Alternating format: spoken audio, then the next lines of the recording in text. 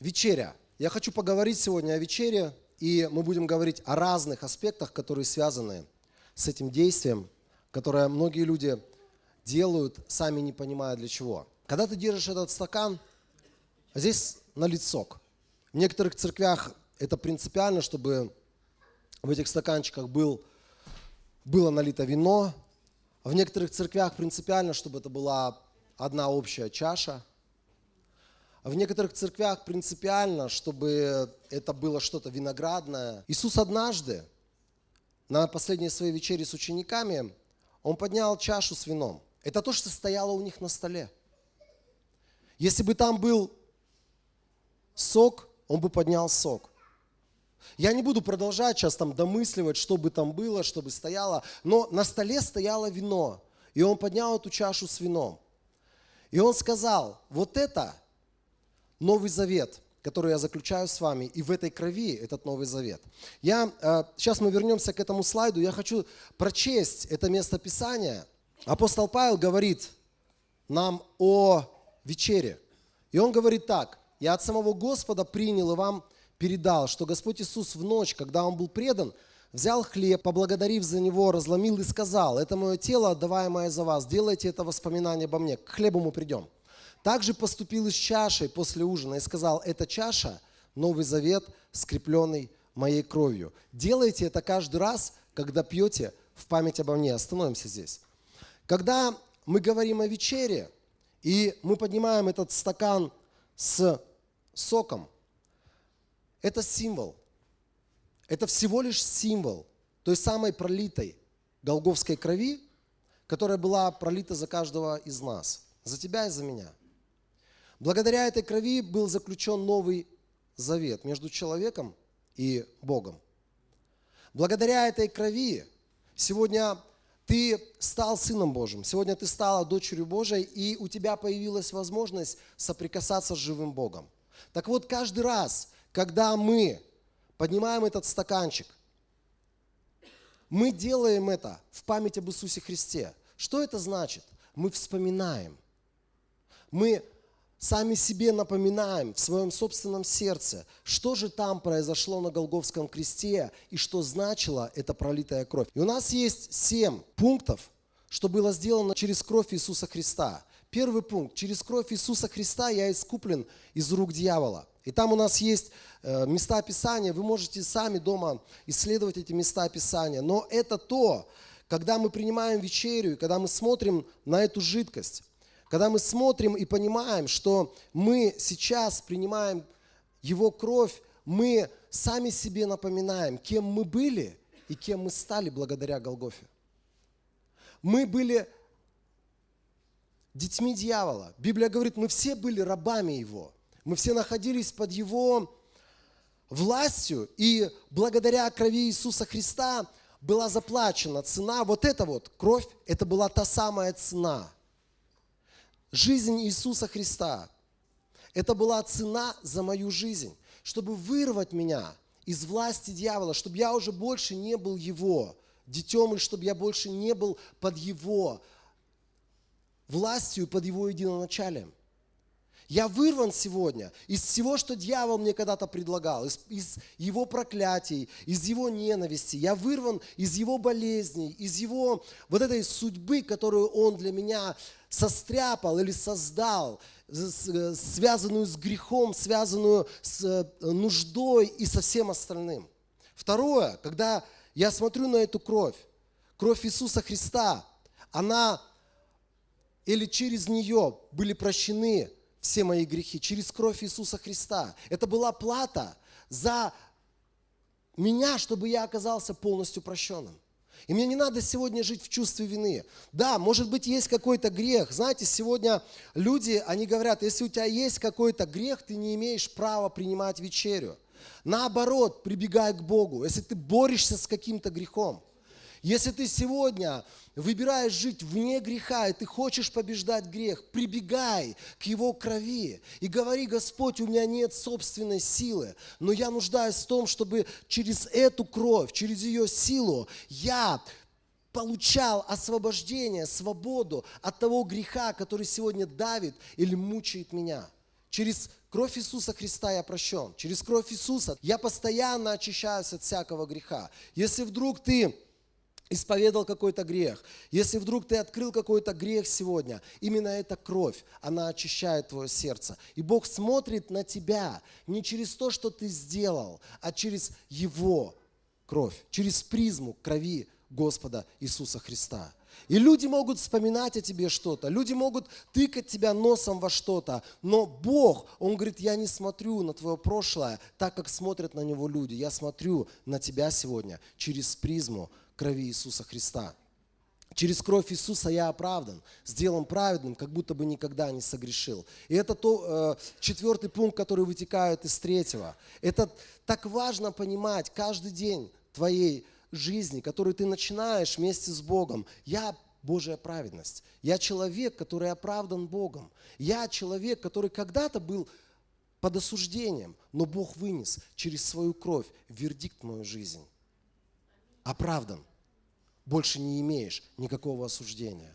Поэтому никто сегодня не может тебя осуждать за твое прошлое. Никто не может сегодня осуждать тебя за какие-то старые твои, может быть, грехи, поступки, то, во что ты когда-то падал. Если ты это открыл пред Богом, ты покаялся в этом, кровь Христа это смыла, и благодаря крови Иисуса Христа сегодня ты стал праведным человеком. Не благодаря твоим делам, не благодаря твоим жертвам, которые ты мог бы принести, не благодаря тому, что ты на свои деньги кровные построил храм какой-то или купил какое-то звуковое оборудование для церкви поклонения. Пятое. Через кровь Иисуса я освящен, сделан святым и отделен от Бога. Святой это не значит идеальный. Я не сделан идеальным. Но святой – это значит тот человек, который вот этой кровью отрезан от старого и от прошлого, отрезан от мира. Через эту кровь я отрезан от мира. Больше я не часть этого мира. Я сегодня отделен для Бога, чтобы быть частью Его Божьего народа. Шестое. Там написано так, что через кровь Иисуса я имею дерзновение входить в присутствие Божие. Сегодня открыты двери для меня. Сегодня Божье ухо, оно слышит меня. Сегодня я могу войти в то присутствие Божие, в которое входил раз в год единственный человек в Израиле, первосвященник. Я могу сегодня наслаждаться ежедневно Его присутствием. Вот это то, что мы делаем, когда пьем этот напиток, неважно, что здесь налито. Это всего лишь символ. Некоторые церкви, особенно в Средневековье, это было очень сильно распространено. Они считали так, что когда священник молится за эту жидкость, эта жидкость превращается в настоящую кровь.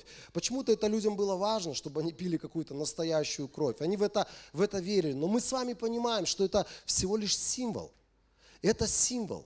Но когда ты делаешь это по вере, когда ты делаешь это, отдавая себе отчет в том, что ты делаешь, это то, что будет приносить тебе настоящую свободу, избавление. Потому что кровь Иисуса – это Его душа. В душе вся Его сила, вся Его мудрость, все, что вот сам Бог имеет, ты это принимаешь через эту кровь. Знаете, когда мы читаем 10 главу послания Коринфянам, первого послания Коринфянам, 1 Коринфянам 10 глава, 16 стих, здесь написано так: «Разве чаша благословения, которую мы благословляем?» Подними свою чашу благословения. Вот она, чаша благословения. Она не приобщает нас к крови Христа. То есть, когда мы пьем из этой чаши, и когда мы понимаем, что мы делаем, это приобщает нас. Знаете, что такое приобщает? Делает нас частью этой крови. То есть мы запускаем определенное действие в нашей жизни, силы этой крови. Кому-то эта кровь приходит как освобождение, кому-то эта кровь приходит как свобода от обвинения, кому-то эта кровь приходит как свобода от влияния этого мира, от влияния прошлого. Но это то, что ты делаешь по вере. Через эту кровь мы стали родственниками Иисуса Христа. Знаете, со мной перестал один пастор общаться из-за этой чаши. Я объясню. Один пастор со мной перестал общаться. Знаете почему? Потому что в его реп-центр попал человек из нашей церкви. И оказалось, это был взрослый мужчина, который попал к нему в реп-центр. Оказалось, что этот человек долгое время вел двойную жизнь, о которой я не знал. Ни сном, ни духом, да, как говорят про такие ситуации. Этот человек употреблял наркотики какое-то время, и он приходил по воскресеньям на служение. Ну, конечно же, он воздерживался в воскресное утро от наркотиков, поэтому он приходил радостный, глаза вроде бы чистые, вроде бы руки поднимает к небесам, вроде бы молится, и он вместе с нами принимал вечерю. И почему меня пастор, к которому этот человек попал в репцентр, осудил? Потому что он сказал потом, как так можно было, что этого двуличного человека, этого человека, который жил в откровенном грехе, допустили до вечери. А я хочу вам сказать, дорогие друзья, это не моя ответственность принимать вечерю по вере и принимать вечерю с правильным сердцем. Это твоя ответственность. Это твоя ответственность взрослого человека, принимать эту вечерю правильно. И если ты попираешь эту кровь, если ты в сердце своем снова и снова своими грехами или образом жизни, который ты не хочешь изменить или оставить, ты попираешь эту кровь, это твои проблемы. Это не мои проблемы. Потому что ты взрослый человек, и каждый из нас, как взрослый человек, мы сами ответим за свои поступки, за свою жизнь и за то, как мы относились к тому или иному святому Божьему. Слышите, друзья?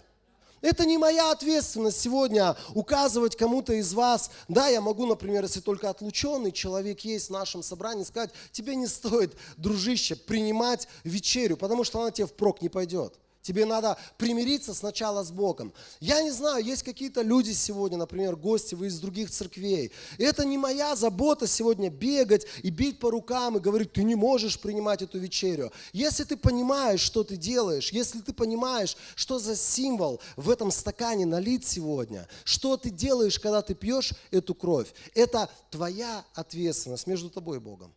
Аминь. Аминь. Друзья, я хотел бы, чтобы мы понимали, что мы через кровь мы приобщаемся к Его силе, мы приобщаемся к Его мудрости, к Его помазанию. Когда мы приобщаемся к Нему самому, мы приобщаемся к тому, что Он может сделать, не то, что мы своими руками можем сделать. Мы приобщаемся к Его невероятному, сверхъестественному и чудесному. Знаете, вот этот стаканчик и эта жидкость, это между мной и Богом. Когда мы пьем, это мои отношения с Ним. Поэтому я хотел бы, чтобы сейчас мы каждый из нас, мы сказали Богу что-то сокровенное, что-то, о чем, может быть, только Ему мы готовы открыть. Мы сказали бы Богу какие-то вещи, в которых мы нуждаемся в близких наших встречах, в наших каких-то близких отношениях с Ним, сказали бы что-то, что Он достоин услышать.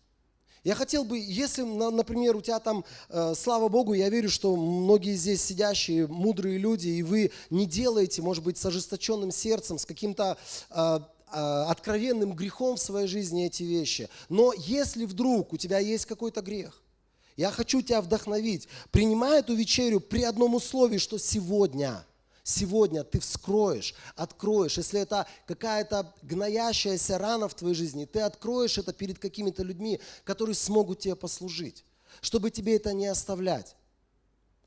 Слышите, друзья? Между мной и Богом, когда я принимаю эту кровь, я хотел бы, чтобы сейчас ты закрыл глаза. Я хотел бы, чтобы ты благодарил Бога, что через кровь ты искуплен.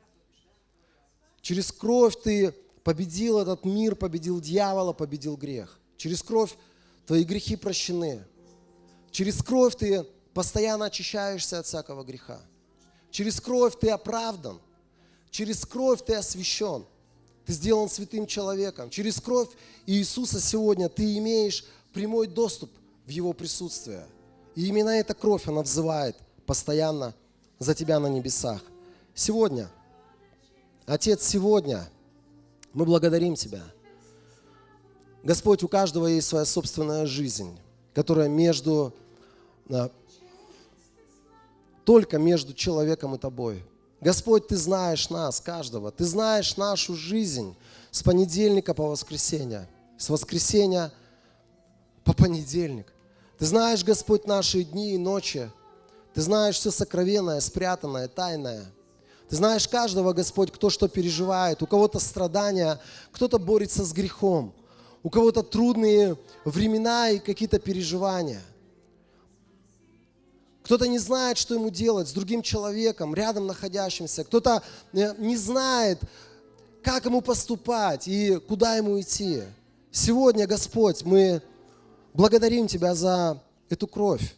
Благодарим Тебя за чашу, которую мы можем поднять перед собой. И сегодня мы говорим спасибо Тебе за то, что Ты осветил нас, сделал нас святыми людьми, Ты сделал нас праведными. Ты смотришь на нас, как на людей, которые никогда не имели греха, потому что мы сегодня Твоя праведность. Спасибо Тебе за то, что мы больше не рабы греха, и мы не рабы дьявола, и мы не рабы его планов. Спасибо Тебе за то, что мы не рабы болезней. Мы не рабы нашего наследства, которое мы получили от наших родителей. Спасибо Тебе за то, что эта кровь, она отрезала нас от прошлого. Спасибо Тебе за то, что эта кровь, она отрезала нас от всего нечистого и греховного. Спасибо Тебе за то, что эта кровь, это доступ, ежедневный доступ к Твоему присутствию. Чтобы нам сегодня быть частью Твоей семьи, быть людьми, чьи уши открыты для Тебя, быть людьми, которые слышат Тебя, знают Тебя и делают это не понаслышке. Господь, сегодня каждый из нас, мы благодарим Тебя за Голгофу, за каждую каплю этой священной крови. Это цена моих грехов, это цена моей новой жизни. Это цена, которая была заплачена любящим Богом за меня. Я молюсь, Господь, чтобы нам не быть религиозными идиотами, которые сами себя обманывают. Господь, но мы молим Тебя, чтобы нам не попирать эту кровь, чтобы нам никогда не распинать снова и снова Сына Божьего в своем сердце. Я молюсь, Господь, пусть эта кровь будет напоминанием для каждого из нас о том, что было сделано на Голгофе. И сегодня благодарим Тебя.